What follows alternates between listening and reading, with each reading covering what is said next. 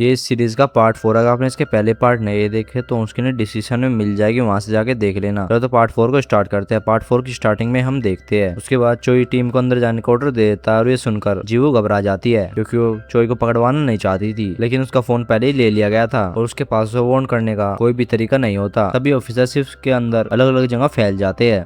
इसी दौरान जीवू की नजर चोई पर पड़ती है और बिना किसी को शक हुए उसे इशारे से बता देती है कि पुलिस आसपास है। और दूसरी तरफ चोई के आदमी पिंदू को रिकॉर्डिंग करते हुए देख लेते हैं और उस पर हमला कर देते हैं। वे उसका कैमरा तोड़ने की कोशिश करते हैं, लेकिन पिंदू किसी तरह बचकर चोई के पास पहुंच जाता है और उस पर गन तान कर कहता है कि अपने हाथ ऊपर करो। और तभी अचानक से शिप के अंदर गोली चलने की आवाज आती है और सारी लाइट बंद हो जाती है। इस अंधेरे और कंफ्यूजन में चोई पूरे वेयर हाउस में आग लगा देता है ताकि पुलिस को फैक्ट्री से कोई भी सबूत ना मिल सके। और धुएं के बीच भागते हुए उसकी नजर जीवू पर पड़ती है, लेकिन जीवू उस पर गोली नहीं चलाती। उसके बाद चोई और तेजू पानी में कूदकर वहां से निकल जाते हैं और पूरी टीम के हाथ में कुछ भी नहीं लगता। और बाद में जांच के दौरान पुलिस को पता चलता है कि शिप के अंदर 2 गोलियां चली थी और इसी बीच जीवू रिवॉल्वर वहां पर रख देती है, जिससे कि उसके पिता की हत्या हुई थी। और कैप्टन चा से कहती है कि उसे ये गन यहाँ पर मिली है, किसी ने इसकी सीरियल नंबर मिटाने की कोशिश की गई है। और वहां पर चोई गुस्से में अपने नाइट आउट पहुंचता है और कहता है कैप्टन चाब उसके पीछे पड़ चुका है। उसके बाद वो जीवू से पूछता है कि उसने उन्हें पहले वार्न क्यों नहीं किया, लेकिन चोई कोई भी जवाब नहीं देता और वहां से चला जाता है। और कुछ देर बाद कैप्टन चा को एक ऑफिसर का कॉल आता है जो बताता है कि पूरी टीम की गन चेक की जा चुकी है, उसमें से किसी ने फायर नहीं किया था। और जीवू कार में बैठकर अपना छिपा हुआ फोन निकालती है और चोई को कॉल करती है, लेकिन चोई खुद को धोखा खाया हुआ महसूस करता है, इसलिए वो उसका कॉल इग्नोर कर देता है। और पुलिस स्टेशन में कैप्टन चा और ऑफिसर की गन खुद चेक करता है, लेकिन किसी में भी हाल ही के फायर हुए निशान नहीं मिलते। और बाद में डिनर के दौरान जीवू पिल्दू से पूछती है कि वो चोई को पकड़ने के लिए इतना ऑब्सेस क्यों है। और पिल्दू बताता है कि चोई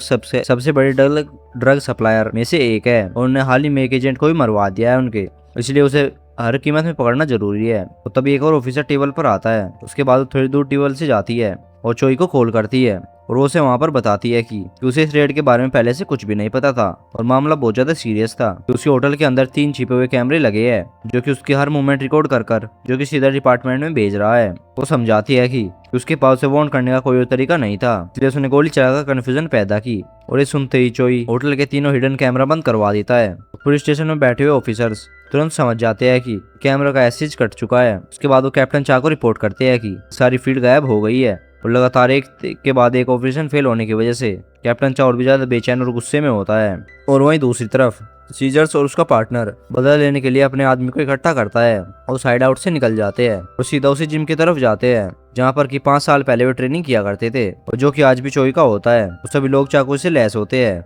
और अंदर पहुंचते वहाँ हर एक इंसान पर हमला कर देते हैं। और सीजर्स और उसके आदमी के हमले में 9 आदमी घायल हो जाते हैं, जिनमें से कुछ की हालत बहुत ज्यादा गंभीर होती है। तेजू भी वहीं पर मौजूद होता है। सीजर्स उसे मारता नहीं बल्कि उसका हाथ तोड़कर जिंदा छोड़ देता है, ठीक वैसे जैसे सालों पहले उसके साथ हुआ था। और कुछ देर बाद कैप्टन चा अपने ऑफिस से निकलता है, यहाँ पर कोई उसका पीछा कर रहा होता है। कैप्टन एक आदमी से छिपकर मिलता है, उसे उस गन का सीरियल नंबर देता है और लैब उस मिटे हुए सीरियल नंबर को दोबारा से रिकवर करने की कोशिश में सफल हो जाती है। थोड़ी देर बाद पुलिस की कई गाड़ी चोई की जिम पर पहुंच जाती है। वहां पर कुछ लोग मारे जा चुके होते हैं और बाकी बुरी तरीके से घायल होते हैं। और जीवू घायल तेजू को जल्दी से एम्बुलेंस में पहुंचा देती है। उसकी हालत देखकर पिंदू से पूछती है कि क्या चोई भी मारा गया, क्या वो वहीं पर मौजूद था। पिंदू बताता है कि चोई उस जगह के आसपास भी नहीं था। और जांच के दौरान जिम के अंदर पुलिस को ड्रग्स मिलती है। वे आसपास के पूरे इलाके को सर्च करते हैं और सीसीटीवी फुटेज भी चेक करते हैं, लेकिन कोई भी काम का सबूत नहीं मिलता। और दूसरी तरफ चोई हमले में मारे गए अपने आदमियों को श्रद्धांजलि देने के लिए मेमोरियल साइट पर जाता है और जीवू भी उसका हाल जानने के लिए वहां पर पहुंचती है। तभी उसकी नजर कैप्टन चा और पिल्दू पर पड़ती है जो कि वहां पर श्रद्धांजलि देने के लिए आ रहे होते हैं। तो तुरंत अपने हेलमेट से चेहरा छुपा लेती है। तेजू पिल्दू को बाहर रोककर कहता है कि अंदर सिर्फ एक ही व्यक्ति जा सकता है। कैप्टन चा अकेला अंदर जाता है, उसका सामना चोई से होता है और चोई का आदमी तुरंत उसे चारों तरफ से घेर लेते हैं। कैप्टन चा कहते हैं कि एक कहावत है कि कुत्ते की जिंदगी उसके मालिक पर निर्भर करती है, कि अगर मालिक अच्छा हो तो कुत्ता आराम से जीता है और अगर मालिक बुरा हो वो सड़क पर मारा जाता है। चोई जवाब देता है कि अगर तुम पुलिस ऑफिसर नहीं होते तो अब तक मुझे काटने की कोशिश कर चुके होते। उसके बाद वो मानता है कि आज की बाजी कैप्टन ने जीत ली, और लेकिन साथ में कहता है कि वो कभी भी उसे पकड़ नहीं पाएगा। और कैप्टन के जाने के बाद चोई अपने आदमियों से कहता है अगर किसी को भी कुछ कहना हो सीधा उससे संपर्क करे। दूसरी तरफ सीजर्स और उसका पार्टनर जिम पर किए गए हमले का जश्न मना रहे होते हैं। वो जीवू के बारे में बात करते हैं और याद करते हुए सालों पहले अचानक से गायब हो गई थी। और दोनों फैसला करते हैं कि इस बार उसे ढूंढकर उसे हमेशा के लिए खत्म कर देंगे। और पुलिस स्टेशन में पिल्तू का पार्टनर उसे एक तस्वीर दिखाता है जो किसी कार के डैश कैम में कैद हुई थी। उसमें वो आदमी दिखाई देता है जिसने कि चोई के जिम में लोगों की हत्या की थी, और वो सीजर्स होता है। और जीव उसे तुरंत पहचान लेती है लेकिन कुछ भी नहीं कहती। पुलिस चोई का अगली चाल का इंतजार करती है, जबकि चोई भी बदला लेने की फिराक में होता है और उसे पता है कि अगर उसने जवाब नहीं दिया तो उसका पूरा गैंग बिखर जाएगा।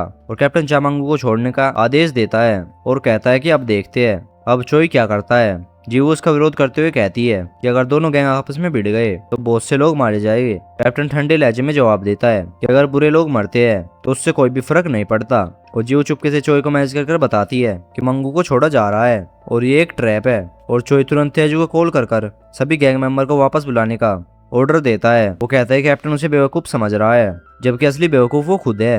और दूसरी तरफ कैप्टन अपनी टीम को बताता है कि उनके लिए एक अच्छी खबर है कि चोई के आदमी में से एक उनके साथ देने वाला है, तो अगर ऐसा हुआ तो उसका पूरा गैंग अंदर से टूट जाएगा। और जीवू तुरंत चोई को दूसरा मैच भी डालती है और अपनी मोटरसाइकिल पर वहां से निकल जाती है। उधर तेजू एक क्लाइंट मीटिंग से लौट रहा होता है। उसकी कार में एक लिफाफा रखा होता है जिसके अंदर कुछ गोलियां और एक छोटा सा लेटर सिंबल होता है। उसे नहीं पता होता कि ये सब उसे फंसाने के लिए जानबूझकर रखा गया है। जो उस जगह पर पहुंचती है यहाँ पर एक कैप्टन निगरानी कर रहा होता है। उसकी नजर सड़क के दूसरी तरफ एक बिल्डिंग पर जाती है जहाँ पर की दूर से खड़ा होकर कोई तस्वीरें ले रहा था। इसके यहाँ पर पार्ट खत्म होता है। अगर आपकी वीडियो पसंद आई हो तो वीडियो को एक लाइक जरूर से कर देना और चैनल को सब्सक्राइब भी कर देना। चलते मिलते हैं नेक्स्ट पार्ट के साथ। Bye bye.